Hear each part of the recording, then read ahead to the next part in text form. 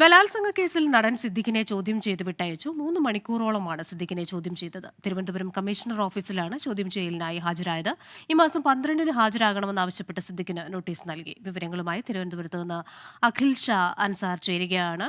അഖിൽ ഷാ, തന്നെ ചോദ്യം ചെയ്യണമെന്നാവശ്യപ്പെട്ട് സിദ്ദിഖ് ഒരു റിക്വസ്റ്റ് കൊടുത്തിരുന്നു. സിദ്ദിഖിനെ ചോദ്യം ചെയ്യാൻ വിളിപ്പിച്ചിരുന്നു. ഇന്ന് ചോദ്യം ചെയ്യൽ പൂർണ്ണമായിരിക്കുന്നു എന്ന് പറയാനാവില്ല. 12-ന് വീണ്ടും ഹാജരാകണമെന്ന് പറയുന്നുണ്ട്. ഇന്നത്തെ വിശദാംശങ്ങൾ എന്തൊക്കെയാണ്?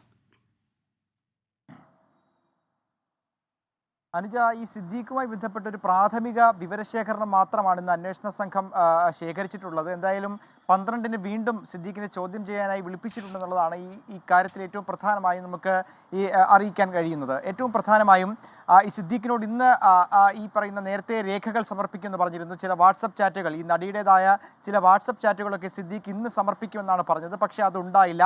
അടുത്ത ശനിയാഴ്ചയാണ് വീണ്ടും ചോദ്യം ചെയ്യലിന് വിളിപ്പിച്ചിട്ടുള്ളത്. ശനിയാഴ്ച അത് സമർപ്പിക്കുമെന്നുള്ള കാര്യം സിദ്ദീഖ് ഇന്ന് അന്വേഷണ സംഘത്തെ അറിയിച്ചിട്ടുണ്ട്. ഒപ്പം മറ്റേതെങ്കിലും തരത്തിലുള്ള ഒരു പുതിയ വെളിപ്പെടുത്തൽ അല്ലെങ്കിൽ മറ്റേതെങ്കിലും തരത്തിലുള്ള വിവരം അന്വേഷണ സംഘത്തിന് കൈമാറാൻ സിദ്ദീഖ് ഇന്ന് തയ്യാറായിട്ടില്ല എന്നുള്ളതാണ് മറ്റൊരു കാര്യം. നേരത്തെ തന്നെ പറഞ്ഞ കോടതിയോടും അതുപോലെ തന്നെ നടിക്കെതിരായ പരാതിയിലും ഉൾപ്പെടെ പറഞ്ഞ കാര്യങ്ങളാണ് ഇന്നും സിദ്ദീഖ് അന്വേഷണ സംഘത്തോട് ആവർത്തിച്ചത്. ഈ നടിയെ ആകെ ഒരു സ്ഥലത്ത് മാത്രമാണ് തിരുവനന്തപുരത്ത് വെച്ച് കണ്ടത്. അന്ന് നിള തിയേറ്ററിലെ പ്രിവ്യൂ ഷോയിൽ വെച്ച് മാത്രമാണ് നടിയെ കണ്ടത്. ഈ സംഭവം നടന്നു, അല്ലെങ്കിൽ ബലാത്സംഗം നടന്നു എന്ന് പറയപ്പെടുന്ന തിരുവനന്തപുരം മസ്കോട്ട് ഹോട്ടലിൽ വെച്ച് ഈ നടിയെ കണ്ടിട്ടില്ല എന്നുള്ള പ്രസ്താവനയിൽ സിദ്ദീഖ് ആവർത്തിച്ച് തന്നെ നിൽക്കുന്നു എന്നുള്ളതാണ് ഏറ്റവും പ്രധാനപ്പെട്ട കാര്യം. എന്തായാലും പോലീസ് ഒരു വിശദമായ ഒരു ചോദ്യം ചെയ്യലിലേക്ക് കടക്കാനുള്ള സാധ്യത വളരെ കുറവാണ്. 12-ന് ഈ രേഖകൾ കൂടി, സിദ്ദീഖ് സമർപ്പിക്കുന്ന വാട്സപ്പ് ചാറ്റ് ഉൾപ്പെടെയുള്ള രേഖകൾ കൂടി പരിശോധിച്ച ശേഷം കോടതിയെ സമീപിക്കാനാണ് ഒരു നീക്കം അന്വേഷണ സംഘത്തിന്റെ ഭാഗത്തു നിന്നുണ്ടാകുന്നത്. കോടതിയെ സമീപിച്ച് കൂടുതൽ ചോദ്യം ചെയ്യൽ ആവശ്യമായി വരുമെന്ന് അറിയിക്കും.